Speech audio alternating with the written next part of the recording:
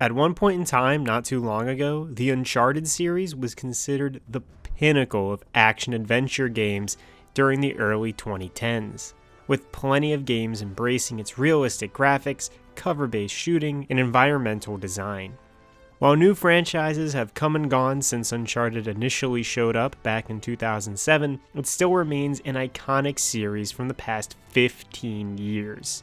While Uncharted 2 was hailed as one of the greatest games to grace the 7th generation of consoles, I don't hear anything about Uncharted 1.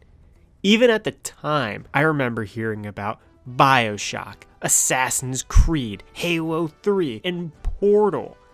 I remember hearing about all those games, but Uncharted never seemed to show up on my radar, not until after its sequel came out. It's been quite some time since I last played the Uncharted series, so I figured, with the movie coming out this year, why not replay them all and see how good these games hold up? With that preamble out of the way, let's dive right into the PS3 icon, Uncharted: Drake's Fortune.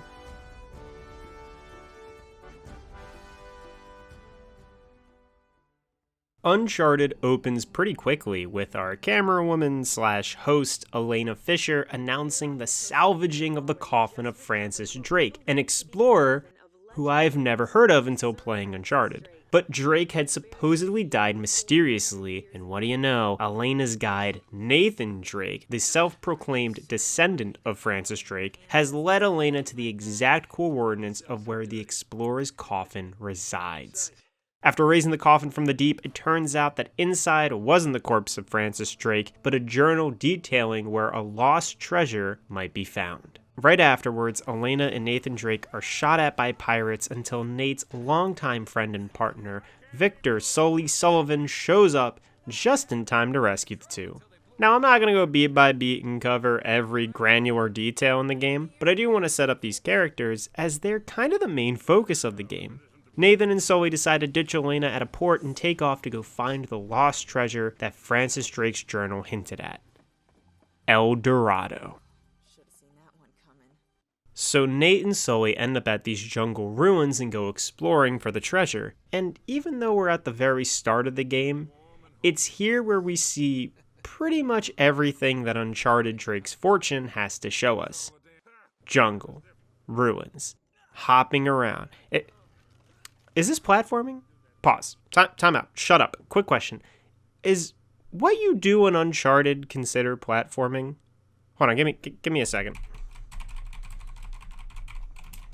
Okay, so Wikipedia says, a platform game, often simplified as platformer or jump and run games, is a video game genre and subgenre of action games in which the core objective is to move the player character between points in a rendered environment. Platform games are characterized by their level design featuring uneven terrain and suspended platforms of varying height that require use of the player character's abilities, such as jumping and climbing, to navigate the player's environment and reach their goal. Other acrobatic maneuvers may factor into the gameplay as well, such as swinging from objects such as vines or grappling hooks, jumping off walls, air dashing, gliding through the air, being shot from cannons, or bouncing from springboards or trampolines. Games where jumping is automated completely, such as 3D games in the Legend of Zelda series, fall outside of the genre. And based off of that explanation, I guess this stuff is considered platforming. But growing up, I was always told that Wikipedia doesn't count as a primary source, so I'm going to keep one foot in the denial door for now. Alrighty, so Uncharted has platforming, which is what you see here. Nathan Drake climbs a rock or a ledge and hops around it. Eventually, ropes and vines get added into the mix, which are a lot less fun than they should be. The game also introduces these cartoonishly red explosive barrels, which I guess have been imported over from Crash Bandicoot, and every time they show up, it just feels like the game is breaking the fourth wall. In a world going for realism, having something so classically video gamey really sticks out. Anyway, there are puzzles to solve, walls to platform, and cutscenes to be had. And the cutscenes really are the thing that makes Uncharted 1 stand out compared to other games of its time. The friendly, upbeat banter of the characters and their performances are so natural and so good. You're basically just running through the game to get more of the story. When Nate and Sully reach the end of the ruins, they discover that El Dorado isn't a city of gold, but a man of gold, a statue of gold. And that statue is going to be worth a lot of money if they can get their hands on it.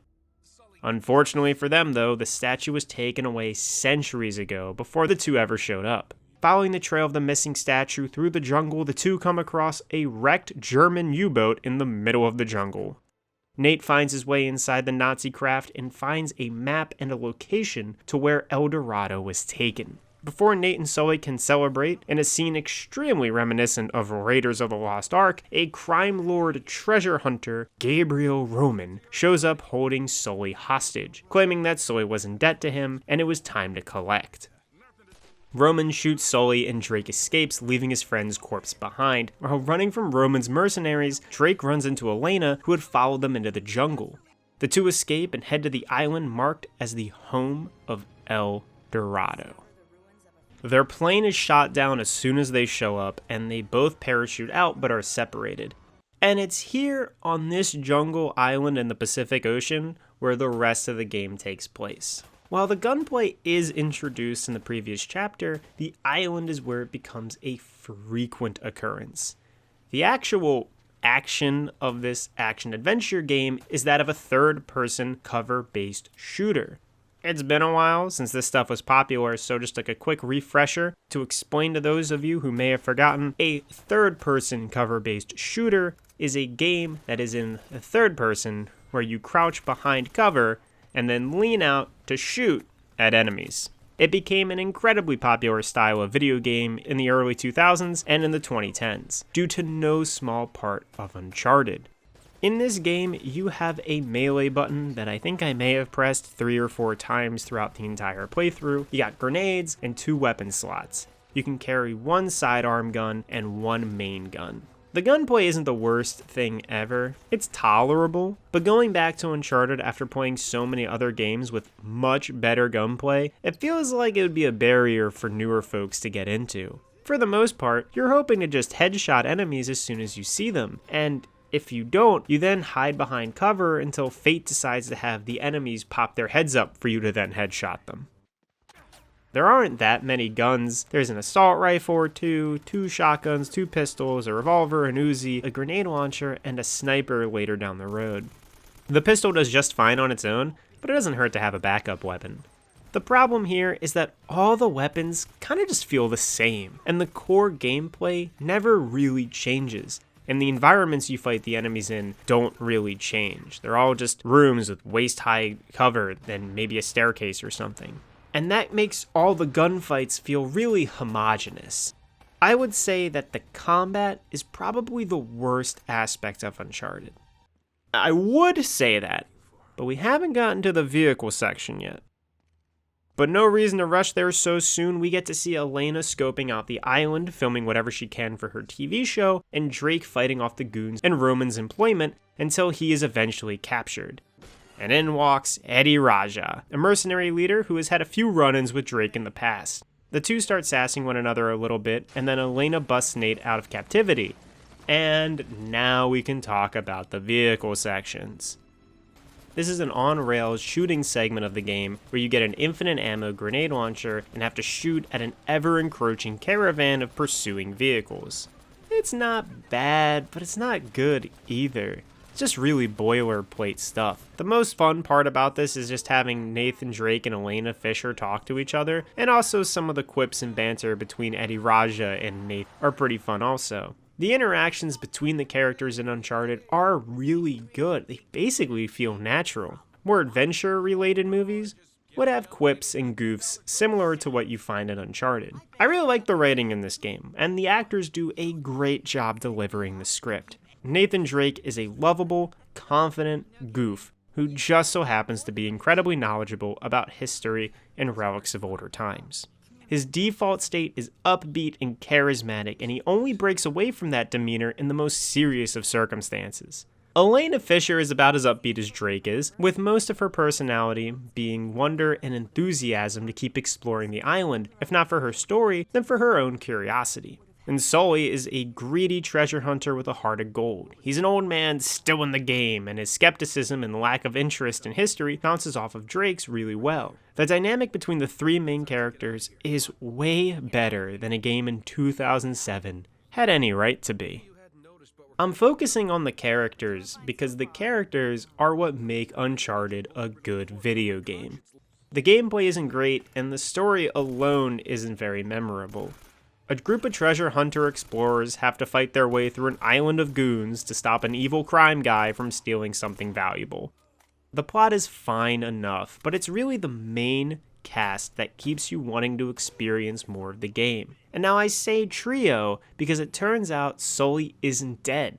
He's alive and being held captive deep in the ruined city on the island. Right before finding out Sully's survival, Drake and Elena argue about escaping. Nate doesn't think it's plausible to fight through all of Roman's personal army, and he also doesn't think it's worth trying. Elena's pretty interested in finding out more, but she's not willing to go it alone. So the two almost escape the island, and then they find out that Sully's alive, and now Drake is willing to stay in order to rescue him.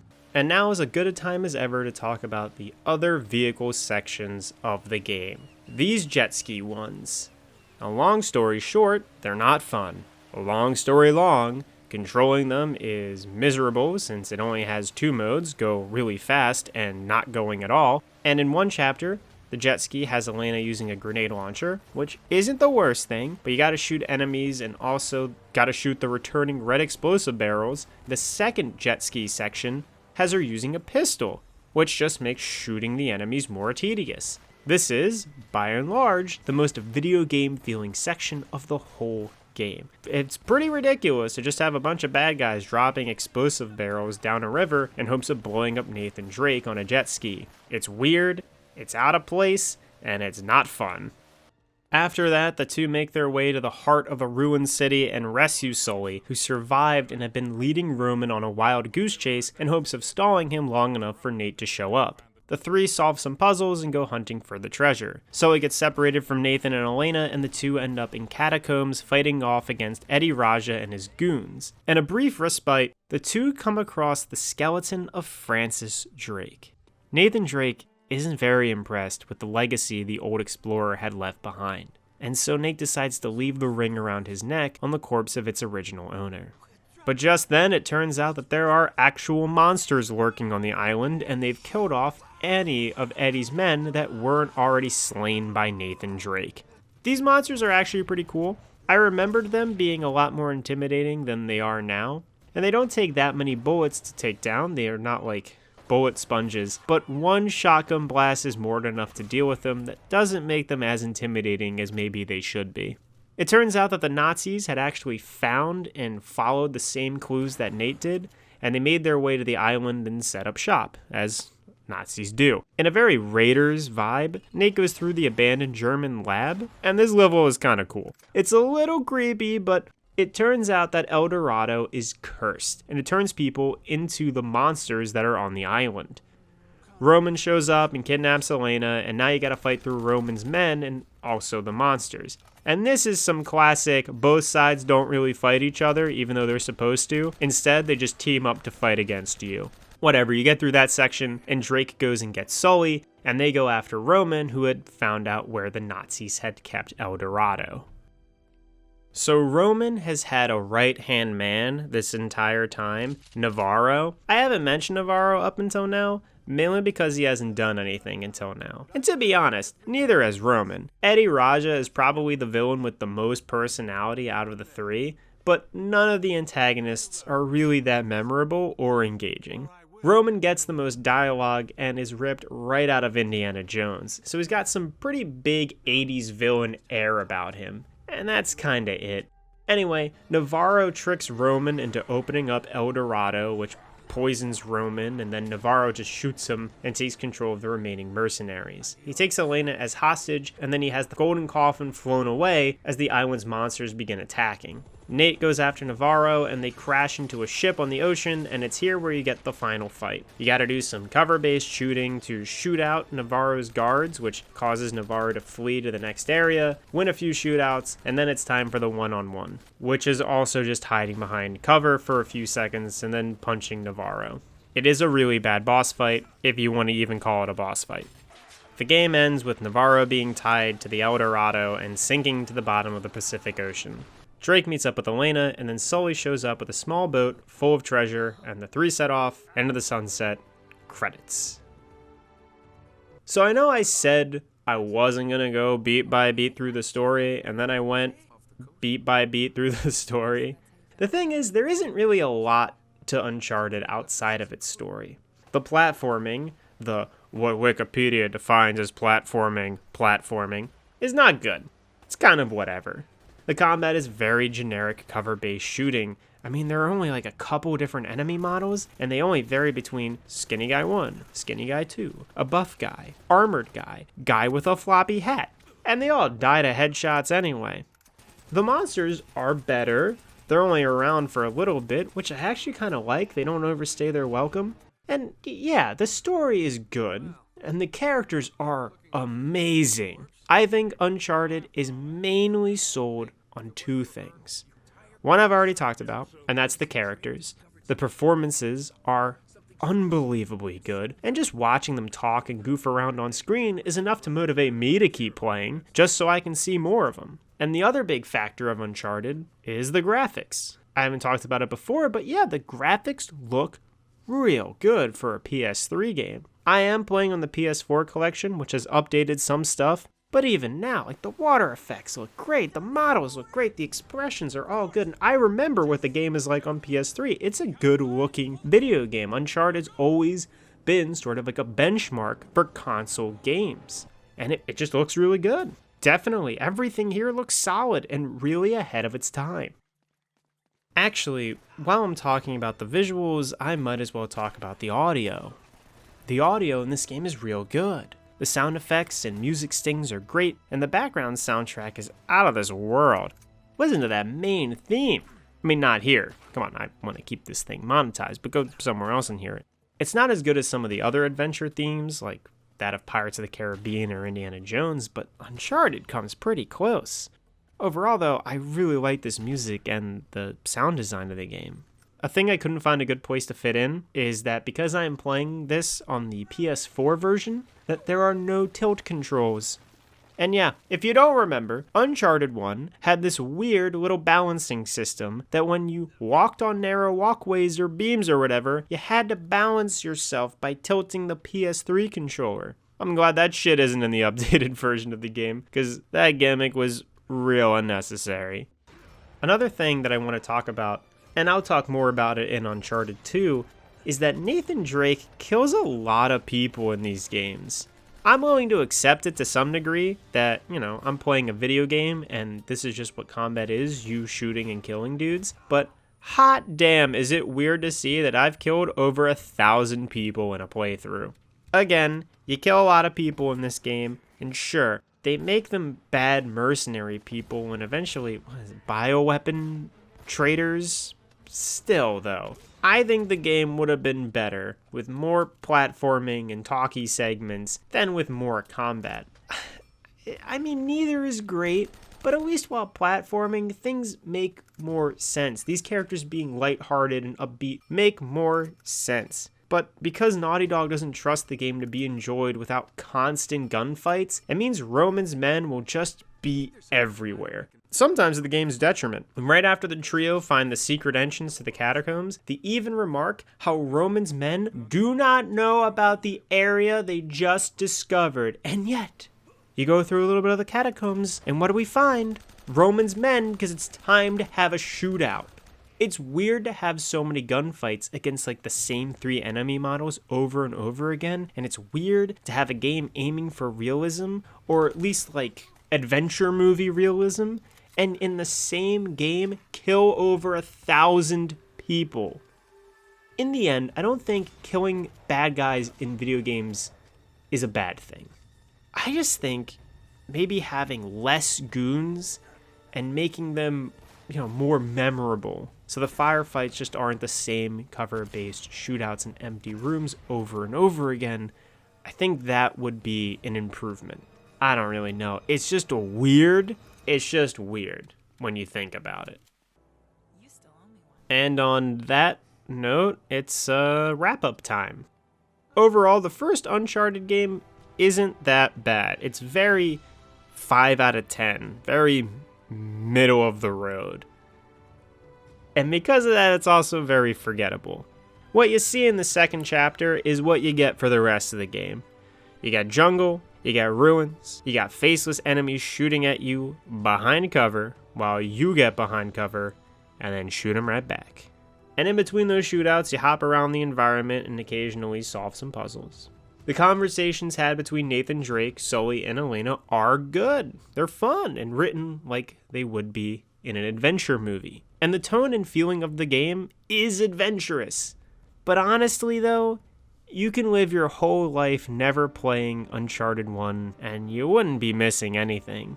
And that's pretty fucking brutal for me to say, but the environments are all samey, the enemies are all samey, the set pieces are like the horrible jet ski sections, the villains are forgettable, the actual plot is passable, and the gameplay overall isn't very fun.